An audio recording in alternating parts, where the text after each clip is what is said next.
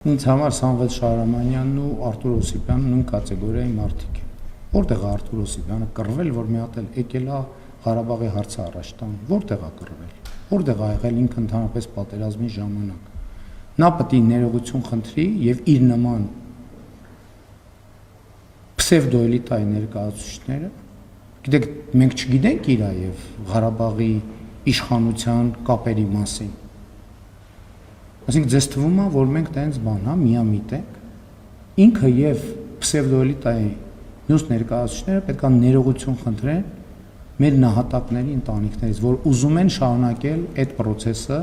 եւ Հայաստանը վերադարձնել կոնֆլիկտի խորխորատի մեջ։ Որտեղ է կռվել ինքը,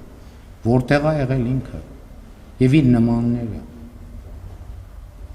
Այո, ինքը եւ իր նմանները, ել եմ ասում, խոսքս վերաբերում է Ղարաբաղի պսևդոէլիտային, նրանք փախածներն են, որոնք պատանդ են պահում մի հատ Ղարաբաղում Ղարաբաղի ժողովրդին, հիմա էլ Հայաստանում են պատանդ պահում Ղարաբաղի ժողովրդին։